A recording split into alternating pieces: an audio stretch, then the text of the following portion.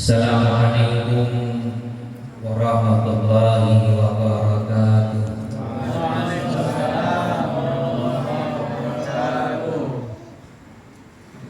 Alhamdulillahirabbil alamin.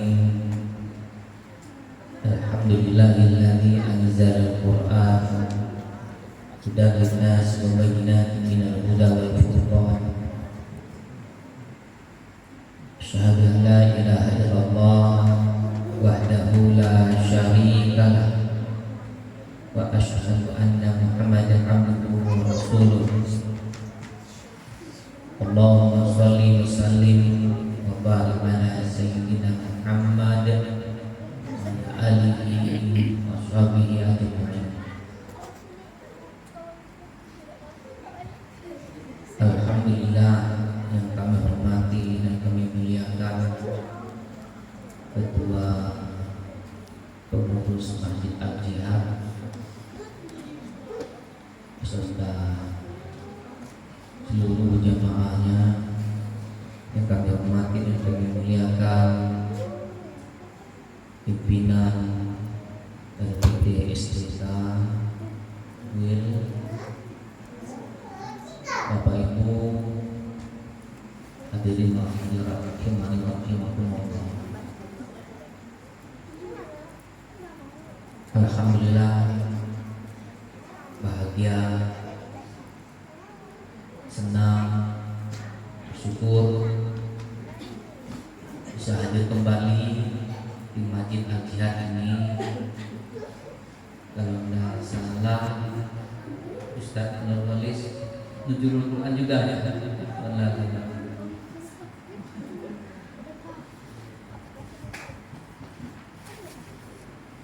Dan malam ini sudah malam ke-17 Ramadan, pergantian tanggal Hijriah itu kan di Maghrib, azan Maghrib itu perubahan tanggal Hijriah. Kalau Masehinya jam 12 malam, kalau Hijriahnya di Maghribnya.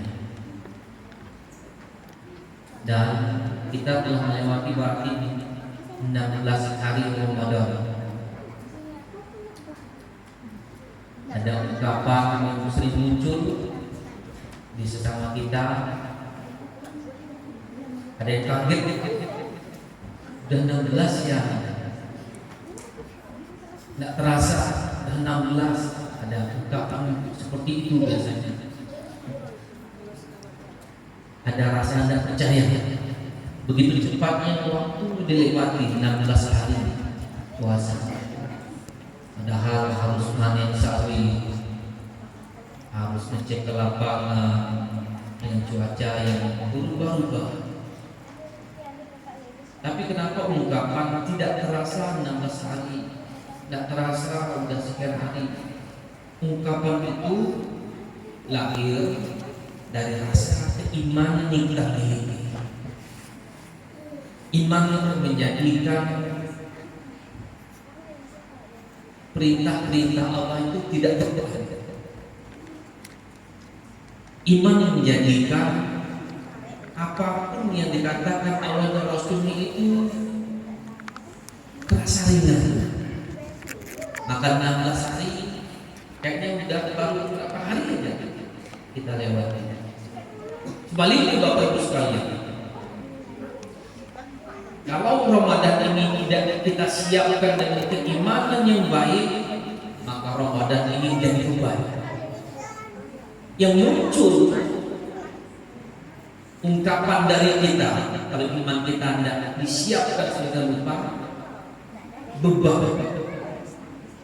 Lama-lama puasa itu habis. Pagi lagi berbahan.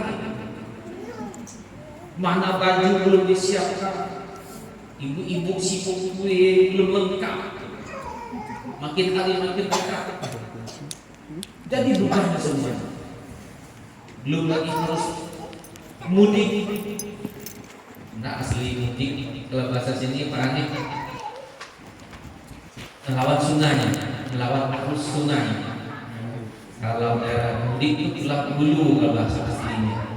Mudik bahasa sini. Kalau ikuti arus milir. Ini itu pulang kampung. Banyak pikiran. Maka kita bersyukur ungkapan-ungkapan iman tersebut masih keluar dari bibir kita. Malam ini 17 Ramadan, kita berniat memperingati peristiwa turunnya Al-Quran. Karena bulan Ramadan itu disebut juga dengan Syahrul Quran, bulannya Al-Quran. Wahyu yang pertama kali turunnya pada bulan ini, bulan Ramadan.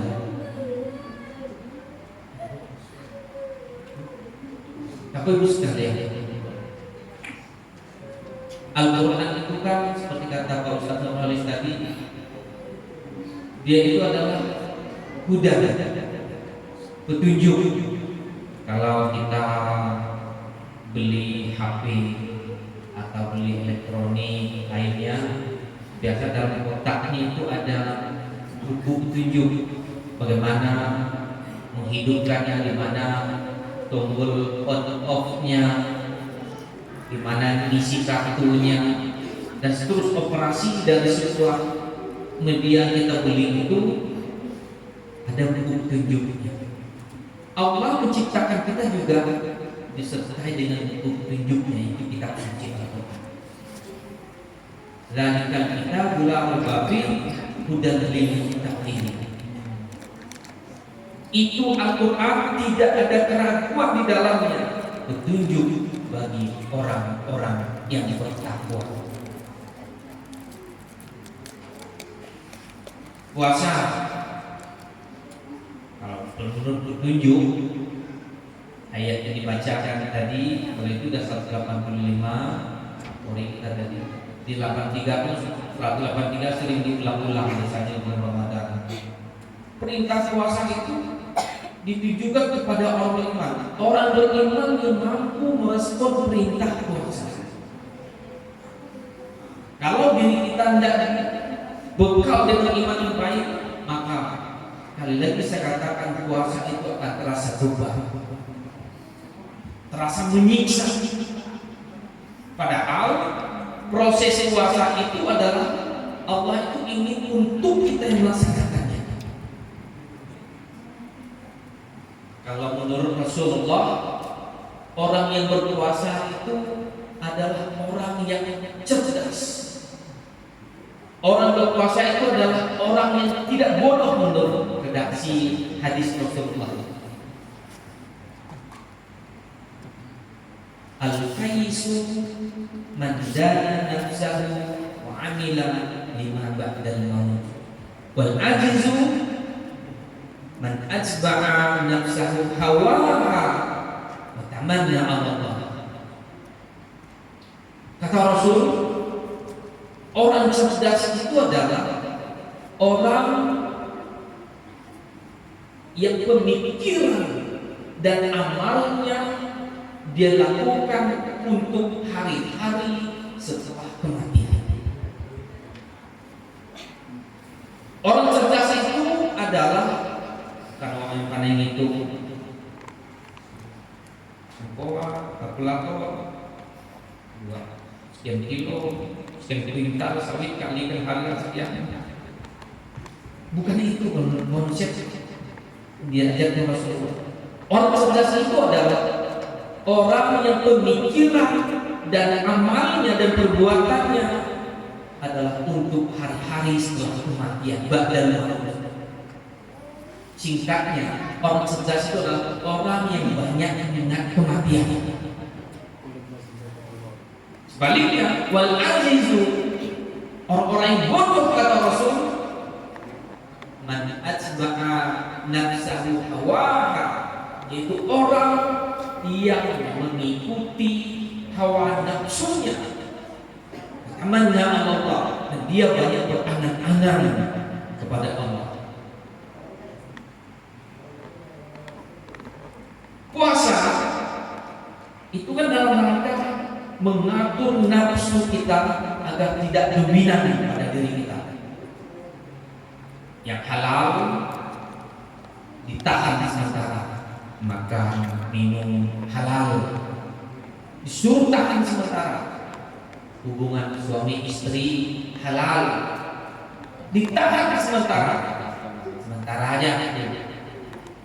Siang harinya, kalau malamnya kita lakukan Lailatul Syam ya Rasul ila nisaikum di 187-nya itu setelah baca ayat ini. Kalau malamnya dihalalkan bagimu di malam hari puasa menggauli istrimu. Kalau malam hari tidak boleh. Pokoknya habis maghrib dah aman dah. Cuman ada ibu bertanya, cuman tanyanya lewat istri saya, Bi, ada kawan saya nanya, kawan saya tidak puasa, ngapain? Tahulah gua, kalau subuh mani ya sah. Menggauli suami istri malamnya halal, kemudian mandinya gimana? Saya tidak mampu sehingga dia pilih tidak puasa, Bapak Ustaz Nufis. Padahal yang dilarang itu menggauli setelah masuk waktu puasa. Kalau mandinya boleh, tapi dingin amat tuh musim hujan. Tunggu udah tidak terlalu dingin. Pokoknya tapi yang penting mau salat subuh udah mandi. Tapi mandinya boleh setelah subuh, maksudnya setelah masuk waktu subuh boleh mandi. Nunggu tidak terlalu dingin misalnya. Kalau alasan dingin tadi, cuman lebih utamanya memang sebelum subuh lah, karena masuk subuh itulah mulai kita puasa. Nah, ini ilmu menurut Al-Qur'annya. Menurut Al-Quran kan kita ingin mengambil ada apa sih dalam Al-Quran itu. Satu, Al-Quran tidak diragukan kebenarannya. Al-Quran itu adalah, kalau baca Quran tadi, dia sebagai huda, satu. Kedua sebagai bayyinatin minal huda. Pertama petunjuk, kedua penjelas atas petunjuk tersebut. Yang ketiga sebagai Al-Furqan, pembeda mana yang hak dan mana yang batil, mana jalan yang lurus dan mana jalan yang dilarang.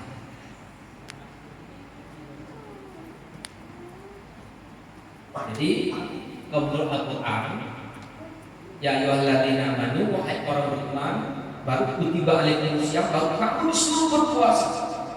Berpuasa itu bukan untuk menyiksa, tapi agar kamu cerdas. Karena orang berpuasa itu hawa nafsunya ditekan.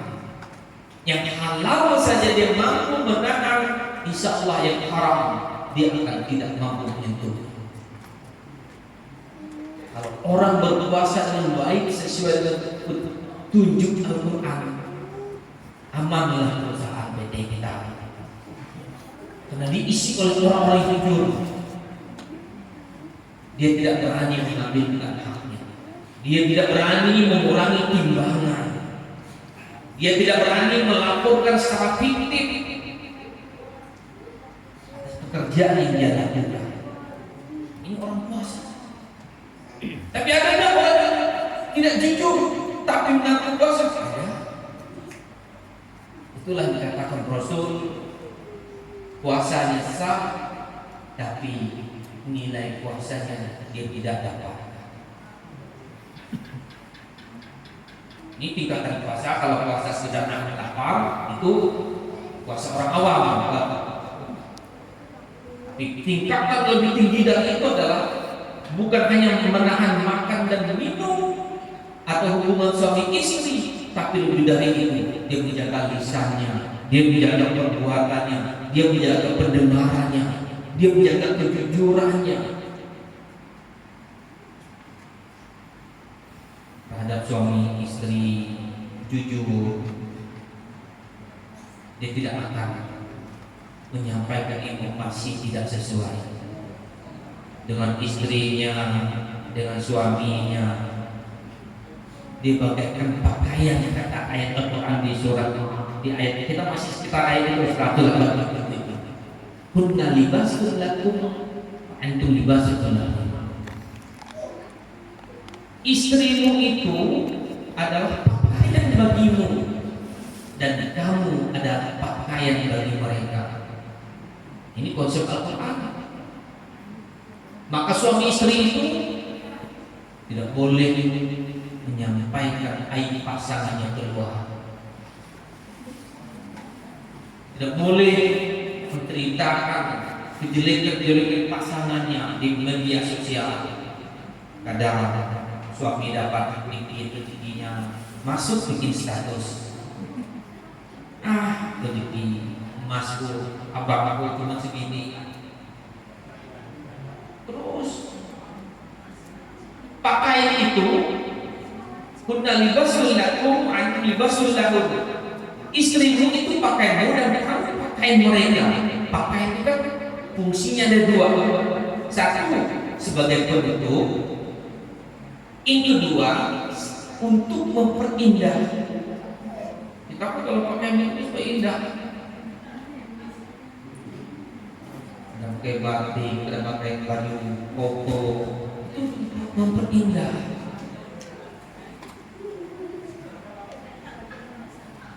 Kekurangan yang betul ada pada pasangan kita. Kita pun ada kekurangan di dalam pasangan kita. Dengan kekurangan itu kita tutupi dengan kelebihan yang kita miliki masing-masing. Maka pasangan kita akan menjadi indah. Maka saya itu di usia hampir 50 nih Pak, di usia saya hampir 50 tahun. Dengan istri saya panggilan saya, telepon itu pakai saya, di rumah panggil saya. Untuk latih dengan konsep Al-Quran seperti itu. Nyebrang jalan di pasar, saya pegang tangannya, kadang saya rangkul. Pokoknya sedikit semesta mungkin. Kenapa? Karena itulah halal bagi kita. Inilah fungsi puasa ini. Kalau kita dominannya nafsu yang tidak dikondisikan dengan puasa, kadang Pak mantau ini paman tetangga cantik, mantau bu diri makin tua. Itu udah mulai bahasa nafsu ya. Pandangan nafsu ya. Lihat suami orang gagah, lihat suami istri makin sepuh. Pandangan. Kenapa? Karena nafsu tadi. Jadi hebatnya kalau kita hidup dengan Al-Quran. Jadi puasa itu memproses diri kita supaya kita cerdas, supaya kita tidak didominasi oleh nafsu kita sendiri. Makan itu nafsu, minum ini nafsu ini. Cuma bagaimana nafsu itu dikendalikan oleh iman kita. Maka minum secukupnya. Maka hati-hati Bu. So, kalau buka itu, kalau adik-adik saya, anak-anak saya di rumah ada air ST, air apa, habis gorengannya, soy, korte, bakwan, lengkap. Kalau udah hati itu nafsu itu bisa dominan atau masih terkendali. Kalau makan secukupnya, lu wasrabu wala tusrifu, makan dan minumlah tapi jangan berlebihan. Innallaha la yuhibbul musrifin. Sungguhnya Allah tidak menyukai yang berlebihan. Yang berlebihan lah. Pak Nurholis sudah ada di masjid, jemaahnya baru 2-3 datang. Ngapain lama datang? Kenyang Pak ya. Ditimu baku namanya. Kalau berlebihan itu artinya sampai kita melalaikan kewajiban kita. Nah itu berarti nafsu masih dominan pada diri kita. Maka puasa Yang menghasil itu adalah bagaimana kita tetap memproses makan minum, termasuk sampai pada hari raya nanti tidak berlebih-lebihan. Ingat, yang berlebih-lebihan itu adalah nafsu. Kenapa lebaran ramai orang bikin petasan, tembak petasan, kemana-mana aja orang ninggalkan sholat? Karena di bulan Ramadan biasa orang-orang itu kurang memperhatikan perintah puasa sesuai Al-Quran. Inilah yang kita ingin ambil dari hikmah nuzulul Quran. Kalau di Quran kan ayat pertama turun Iqra bismi rabbikal ladzi khalaq khalaqal insana min 'alaq Iqra wa rabbukal akram alladzi 'allama bil qalam 'allamal insana ma lam ya'lam. Kata yang pertama kali turun itu adalah kata Iqra, baca. Apa yang dibaca? Ya ayat qauliyahnya. Ayat qauliyah ini yang ada di mushaf Al-Quran itu. Tapi Pak, kami kerja banyak waktu nggak sempat menyentuh mushaf Al-Quran. IT sekarang udah bisa diisi dengan Al-Quran. Kita bisa kapan saja ngaji.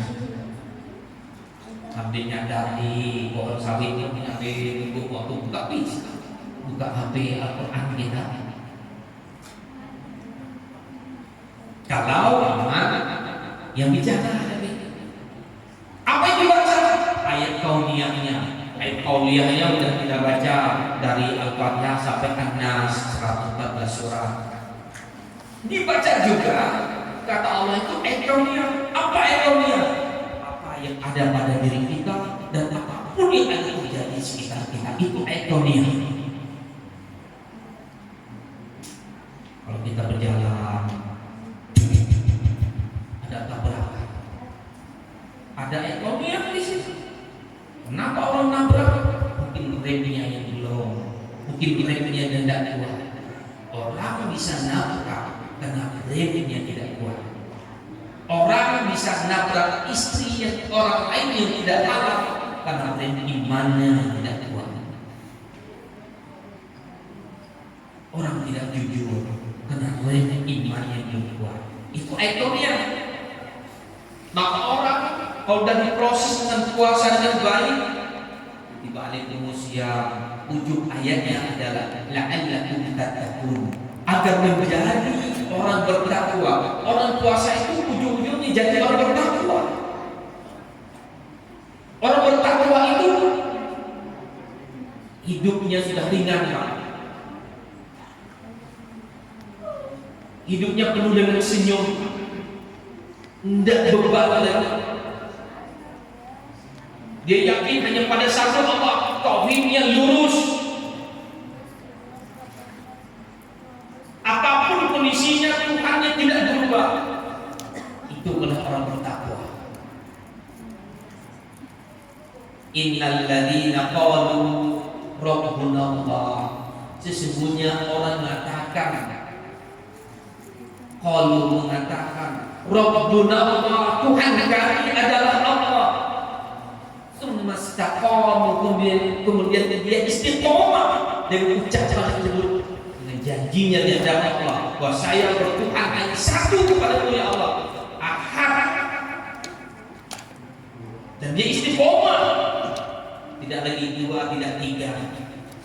Ada orang tidak istiqomah ada. Kalau ditanya Islam, baik Islam, siapa Tuhanmu? Allah. Tapi giliran untuk melariskan dagangan yang disimpan jimat di laci dagangannya, bakti Tuhannya nambah lagi jimat, ahadnya sudah rusak. Oh, umurku udah berapa, belum kawin nih. Datang ke dukun, bakti urusan jodoh Tuhannya udah berubah lagi. Ilahnya adalah dukun. Dukun ngasih gini, tanam di siapa yang taksir, tanam di tangganya. Ini kalau ilmu hitam orang sini Pak, saya aslinya ini Pak. Pengasih jaya Allah dikasih dukun, mulai rusak akadnya, akidahnya, acara nikahan biarlah kucing ini jadi korma rugi lah nih. Tidak banyak yang bisa pergi undangan. Sehingga kalau di kampung itu, saya kan dulu kepala KUA, jadi urusan nikah ini paling malu oleh kampung. Kalau ceramah berdakwah sampai ke ujung Sungai Sokan, macam-macam ini. Ada yang harus sajin dulu ke pohon besar kalau mau acara nikah ini. Ada yang lucunya sampai di kota itu mau nikahan, lihat mendung udah hitam, wah ini bakal enggak itu. Bikin awak sendiri, celana dalam pengantin perempuan dilempar ke atas tenda. Apa bu? Biar enggak hujan. Tidak logis. Allah yang mengatur bumi dan isinya, ngatur hujan malu dengan celana dalam pengantin. Tidak logis secara beragama seperti itu. Ini jadi tujuan Al-Quran itu meluruskan cara kita hidup, termasuk berpuasa tadi. Kalau berpuasa dengan benar, dia tidak sekedar menahan lapar haus, menjaga dari batalnya saja, tapi dia mengejar nilai dari puasa itu. Kalau puasa seperti itu sudah ada Al-Quran, maka la'allakum, agar kamu menjadi orang yang bertakwa itu akan diperolehnya. Dan orang bertakwa itu dia mengatakan Tuhan kami Allah, sumastaqamu, dan dia istiqomah dengan ucapannya itu, fala khaufun alaihim wala hum yahzanun. Orang bertakwa itu hebatnya, satu, dia tidak pernah takut atau khawatir dengan apapun. Ditakdirkan Allah sebagai pimpinan perusahaan, dia siap. Ditakdirkan Allah sebagai karyawan perusahaan, dia siap. Ditakdirkan Allah sebagai orang kaya, dia bersyukur, tidak sombong dengan itu. Itu hebatnya orang bertakwa. Ditakdirkan Allah hidupnya biasa-biasa saja, dia sabar. Dia tidak pernah menyalahkan Allah. Ini karakter atau ciri orang bertakwa. Dia tidak pernah takut, tidak pernah khawatir, dan dia tidak pernah bersedih. Oh, aku mungkin ditakdirkan Allah biasa-biasa hidupnya, sederhana, tapi kadang Allah angkat dari rezeki anaknya. Saat menyekolahkan anaknya dia sederhana, tapi anaknya dia tak Allah takdir lebih. Kadang kita sebagai orang tua, saya ada masa tua, karena anak saya sudah selesai kuliahnya, dia dari tua. Kalau muda nih, saya muda semua, kejam semuanya. Kita menyekolahkan anak dengan semampunya. Kadang daftar haji itu belum bisa, karena uang itu sebentar aja mampir, gajian langsung kirim ke akhir. Tapi Allah ganti semua itu. Kadang di hari tua kita diumrohkan anak kita dihajikan anak kita. Kadang kita orang yang tidak disangka-sangka. Jadi karena Allah Al-Ghani, Allah Maha Kaya, banyak cara, banyak jalan. Karena itu sikap bersyukur dan bersabar itu adalah sikap terbaik dari orang-orang beriman, apalagi orang-orang yang bertakwa. Bapak Ibu sekalian memuliakan Allah, insyaallah kalau kita peduli terus mau mengikuti petunjuk ini, hidup kita akan mampu memisahkan mana yang diridhoi, mana yang dilarang, mana yang diperintah, mana yang harus ditinggalkan. Kalau kita mampu melakukan itu, insyaallah kita tidak akan mudah terpengaruh dengan tampilan orang. Ini kan kita hidup di akhir zaman yang serba materialis. Mengukur kebahagiaan kadang lewat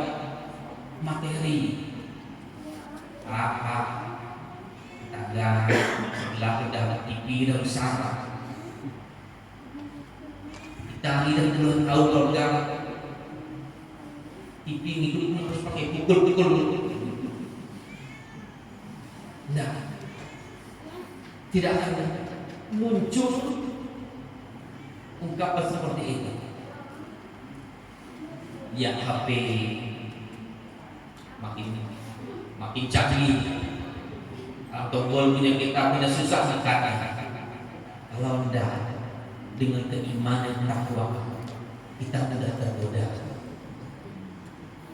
Mungkin di usia kita ini sudah mampu melewati hal itu, tapi anak-anak sekarang, kalau tidak kita didik dengan Al-Quran, kita buat permintaannya ada bermacam-macam, dan itu kan pengaruh lingkungan itu. Maka saya Pak Nur, tamat SD, anak saya titipkan di pondokkan, suruh bersama Ustaz hafal Al-Quran, didik dan jiwanya itu. Tidak apa-apa, nanti setelah itu kamu mau beli HP mahal, ambil belikan. Ini basicnya, pertahanannya dengan ilmu Al-Quran itu sudah ada. Kalau dia menggunakan HP, dia sudah paham mana yang boleh dan mana yang tidak, mana isi kontennya yang terlarang, mana tidak. Kita orang tua dan mampu lagi, awas sini HP, mampu 24 jam, dan ini bisa mengakses apa saja. Artinya handphone yang kita miliki atau handphone anak-anak kita itu bagaikan bisa bisa mendatangkan manfaat, bisa juga mendatangkan mudarat, tergantung kita. Manfaatnya banyak, bisa berdakwah, bisa untuk bisnis, memenuhi kebutuhan rumah tangga kita, bisa untuk komunikasi keluarga kita yang jauh di NTB sana. Kemarin saya pergi ke Lombok, Pak. Dari Lombok Timur sampai Lombok Barat saya keliling sana. Pulau Seribu masjid julukannya, betul jaraknya sekian kilo, itu baru 2 kilo ada, 1 kilo udah ada masjid lagi. Kita lagi ada masjid lagi, betul banyak masjid gitu. Jadi Al-Quran harus kita hidupkan di mana saja. Di HP kita sering dengan Al-Quran, HP anak kita harus ada Al-Quran. Di rumah kita biasakan bunyi Al-Quran. Oh, kita belum mampu baca Al-Quran, ya ustaz-ustaz kita perdengarkan. Setan iblis itu Pak tidak mampu dengar Al-Quran, dia kepanasan kata Rasulullah. Jangankan itu bunyi ajaran aja, setan iblis yang menguasai kita itu lewat nafsu. Cuma hebatnya Al-Quran itu fungsi lainnya sebagai syifa ulima fisudur, sebagai penyembuh atau obat bagi penyakit yang ada dalam dada. Kalau kita gelisah, coba Bapak Ibu ambil wudu, kemudian setelah itu duduk, bacakan Al-Quran secara pelan-pelan. Itu kalau kita baca dengan kaidahnya, kegelisahan kita akan hilang. Air mata keluar itu air mata kebahagiaan orang baca Al-Quran. Hanya tentu dengan kaidahnya, Rattilil Qur'ana tartila, bacalah Al-Quran itu sesuai dengan ilmunya, tajwidnya, makhrajnya. Nah, salah huruf, salah arti. Qul huwallahu ahad, katakan Tuhan itu satu, ahad Allah. Tapi kita bacanya pakai kul, tidak pakai qaf, tapi pakai kaf biasa yang tipis. Qul huwallahu ahad. Makanlah. Dan katakan, kalau qul, katakan Tuhan itu satu. Tapi kalau kita baca qul, baca biasa, makanlah Tuhan itu satu.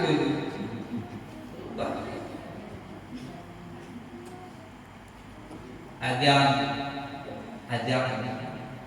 hayya 'alas shalah, hayya 'alas shalah, mari salat.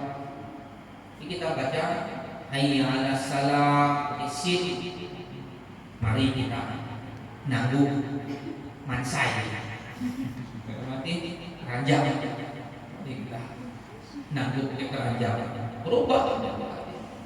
Maka bersyukur ada rutin, kultum, kemudian tadarusan. Tadarus itu artinya asal katanya dakwah madrasah. Jadi kalau tadarus Al-Quran berarti belajar sekolah Al-Quran.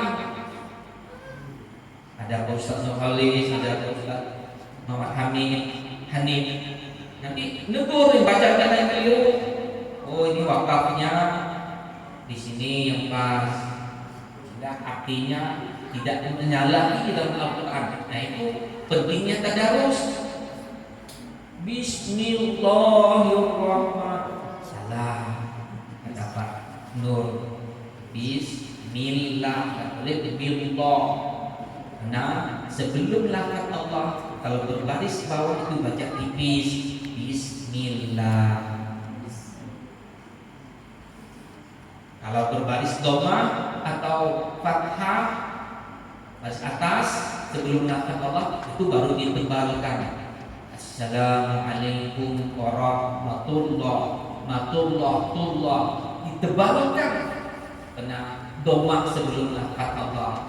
Nah, biasa kita dengar sambutan dari Pak Kades. Pak Kades mau maju, Assalamualaikum warahmatullah. Karena kurang ilmunya. Alhamdulillahi rabbil alamin. Alhamdu. Al lamnya sudah sukun, mati. Tidak boleh kalau mati itu ya udah mati, tidak boleh bangun lagi, bangkit. Ini kajiannya kalau ada ayat Al-Mu'min ini surat 23 ya 900. Kalau udah mati ya mati, tidak bisa bangkit lagi. Kita gitu juga, kalau udah pindah alam dari dunia ini ke mati ke alam barzakh, tidak bisa bangkit lagi. Karena barzakh dinding batas. Tapi ada pecong. Kalau pecong itu ungkapan kita saja, itu mainan iblis, itu mainan setan, jin. Tapi jasadnya sudah hancur di dalam liang. Itu bukan kubur, bukan barzakh. Kalau kita gali itu liang namanya, lubang. Itu untuk nyimpan jasadnya. Jasadnya ada yang tidak hancur, itu jasad para nabi, para rasul dan hafal Al-Quran termasuk. Kalau kelas saya ini hancur lah. Ruhnya disimpan di alam barzakh. Jadi mati. Nah, begitu juga. Alhamdulillah. Kita sering dengar Allah. Berarti masih lamnya sukun, mati, tapi masih hidup. Allah. Ada ini karena ini di Al-Quran ini saya banyak baca masalah Al-Quran. Tidak boleh Allah masih hidup, lamnya udah sukun, dah mati. Harus mati itu yang mati, tidak boleh muncul lagi. Itu kata guru tajwid saya dulu. Saya belajarnya sampai ke Wonosobo di Institut Ilmu Al-Quran Wonosobo ini. Jawa Tengah. Belajarnya pun doang saja hampir sebulan sama Ustaz satu huruf. Itu pentingnya Al-Quran. Seolah berkatnya luar biasa.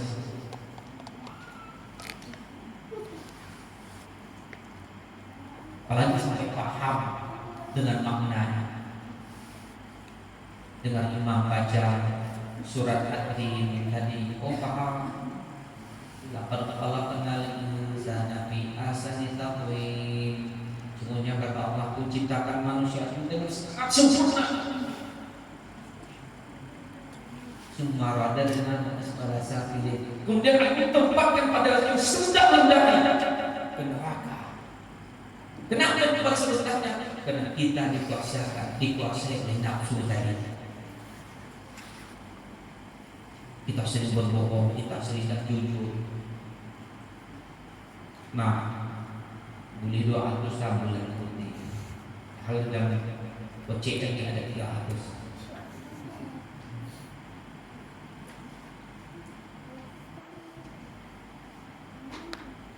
Yang menyebabkan Allah menjadikan. Jadi kalau tahu arti itu enak. Tidak salah yang surat-surat yang panjang. Mungkin surat yang sering kita baca saja. Inna a'tayna kalau tahu. Jadi kan Allah katakan Muhammad, Aku telah berimu nikmat yang banyak. Al-Kautsar itu nikmat yang banyak. Fasholli li rabbik, maka dirikanlah sholat.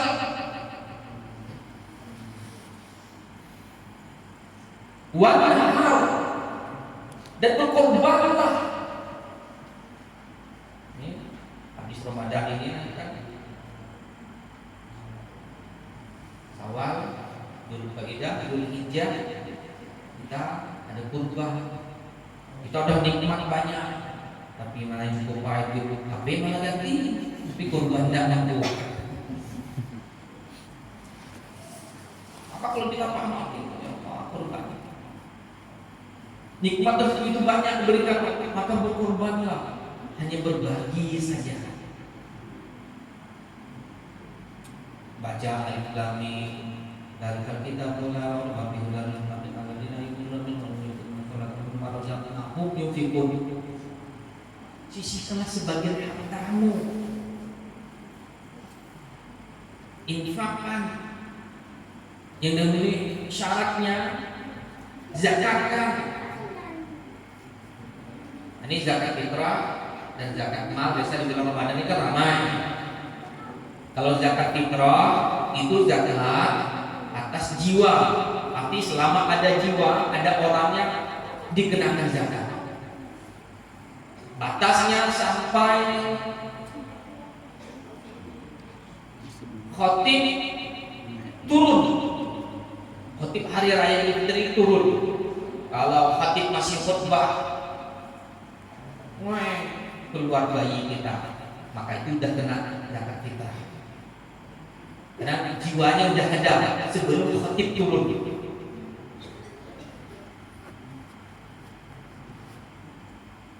Memang ini perlu, kalau di kampung-kampung sering saya meluruskan. Zakat fitrah itu menurut hadisnya, menurut tuntunannya, utamanya memang pakai beras, makanan pokok. Tapi boleh tidak dituangkan? Boleh, hanya satu Imam Abu Hanifah yang membolehkan pakai uang. Tapi afdalnya pakai makanan pokok. Ukurannya ada yang katakan 2,5 kg, mana saya baca itu 2,8 satu ukuran yang mendekati. Maka kalau saya genapkan 3 kilo. Cuman umumnya yang tidak kita kenal biasanya 2,5 kg. Boleh tidak diuangkan? Boleh. Hanya ada satu imam yang dibolehkan diuangkan. Kalikan saja, misal 2,5 tapi 3 kilo kalikan harga beras yang sudah beli. Tidak boleh dikalikan harga beras bantuan. Karena harga tidak normal. Itu harga rendah, harga pasar. Kemudian yang menerimanya di At-Taubah 60 9 ayat 60 itu kan ada 8 asnaf, maka khusus zakat fitrah itu asnaf fakir dan miskin itu diutamakan. Mu'alaf juga masuk, tapi utamanya fakir miskin. Kalau dia malam dia termasuk miskin, nah itu juga lebih utama. Anak yatim tidak termasuk, janda tidak termasuk. Ini, kalau di kampung kaget ya, masa anak yatim tidak masuk? Iya tidak masuk. Dia taubah itu tidak masuk, anak yatim dan janda itu tidak masuk. Tapi anak yatim setelah ditinggal bapaknya, dia menjadi miskin. Itu masuk, tapi bukan karena yatimnya, tapi karena miskinnya. Janda karena miskinnya, bukan karena janda.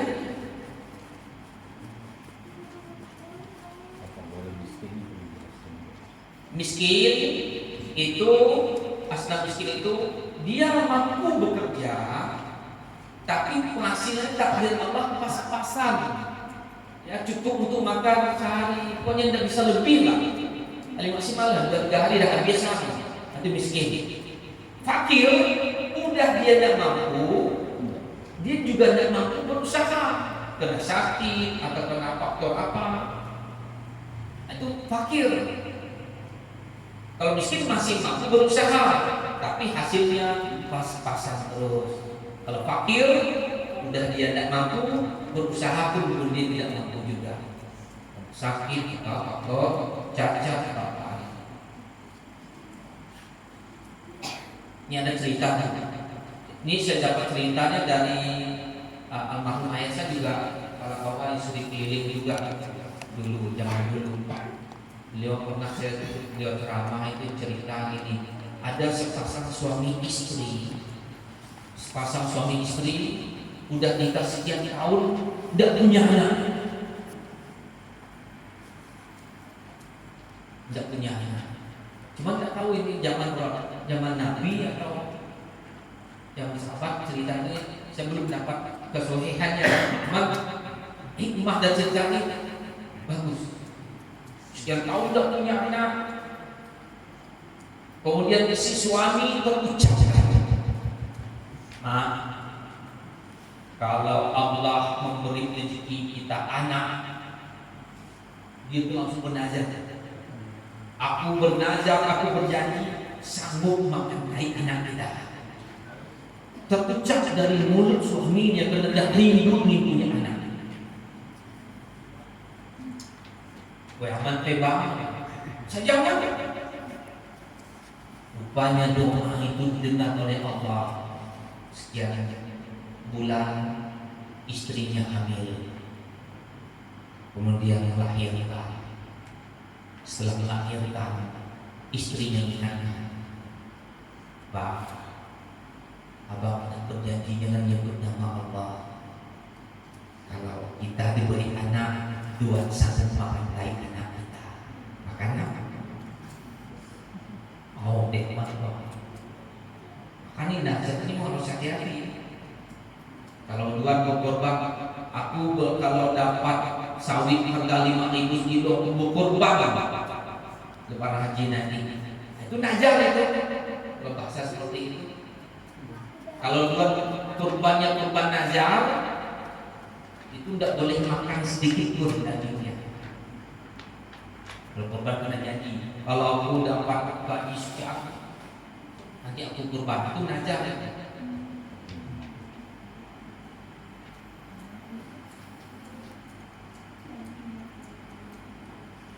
Terus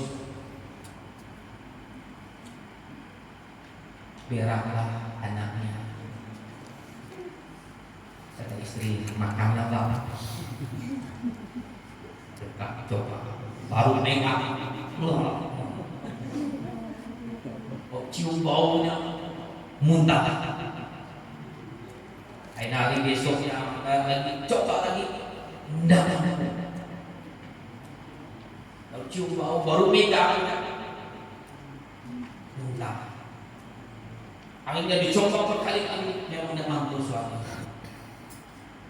Akhirnya mereka berdua menghadap kepada Rasul dalam cerita itu.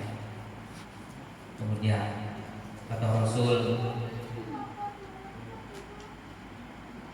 cukup kalian berdua, bapaknya sama suaminya, cari rumah orang yang memiliki harta tetapi tidak mau mengeluarkan zakat.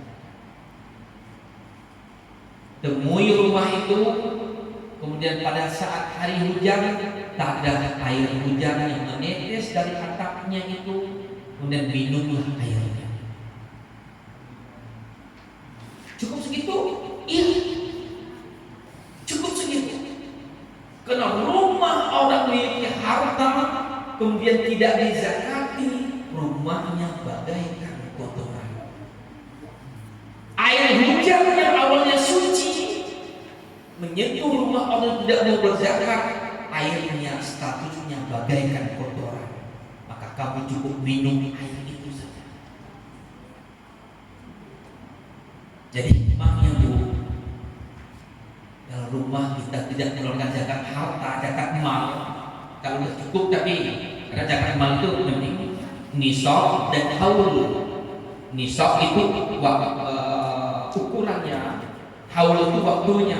Misal di rumah kita ada nyimpan uang, udah kelebihan dari kebutuhan sehari-hari sampai 100 juta, itu udah masuk nisab. Nisabnya kalikan harga emas minimal, pendapat yang terendah itu, sekian banyak ulama itu pendapat terendah 82 gram. Ada sampai 100 lebih, itu paling rendah. Kalau menurut Syafi'i di 85, di angka 85 gram. Kali kan bisa 500, harganya harga emas atau 700. Kalau 500 saja 40-an. Kalau harga 700 berarti di angka 50 juta. Berarti kalau kita nyimpan 100, itu udah masuk nisabnya, ukurannya. Tapi nyimpannya minimal 1 tahun.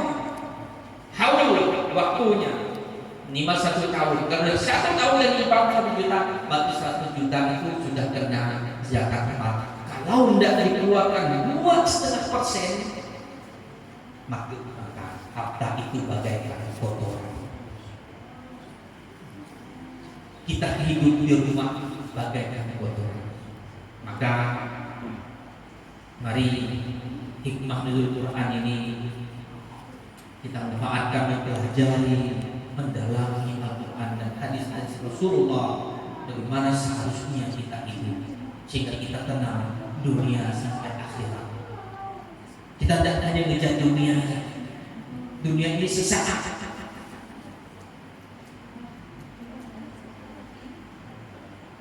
Ada yang masih bujangan, diambil oleh Allah. Maka jangan tunggu aku muda begini yang maupun taat lagi, jangan. Kok aku tunggu dah ada cucu baru saja? Tentu kita nyampe dan cucu.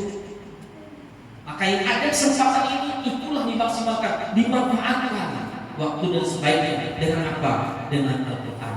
Mudah-mudahan Allah jadikan kita bisa maksimalkan sisa waktu ini dengan sebaik mungkin.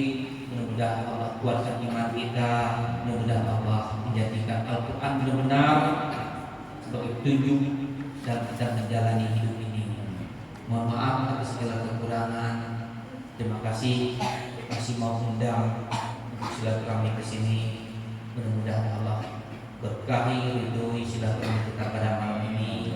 Apalagi ini untuk mengambil hikmah, ada apa sesungguhnya ada dalam Al-Quran yang diturunkan kepada Rasulnya dan itu disampaikan kepada kita semua.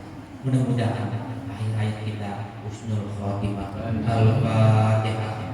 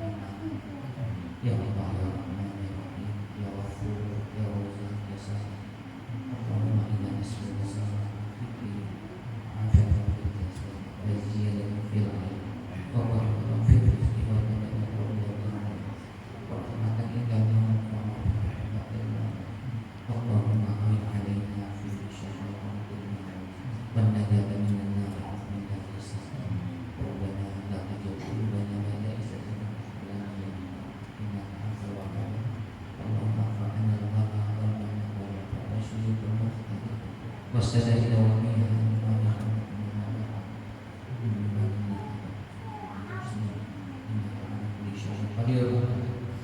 اللهم انصرنا فإنك خير الناصرين فإنك الفاتحين واغفر لنا فإنك غفور وارحمنا فإنك غفور رحيم وارزقنا فإنك خير الرازقين ربنا ظلمنا أنفسنا وإن لم تغفر لنا لنكونن من الخاسرين ربنا آتنا في الدنيا حسنة وفي الآخرة حسنة وقنا عذاب النار صلى الله عليه وسلم محمد وعلى آله وصحبه أجمعين والحمد لله رب العالمين اللهم صل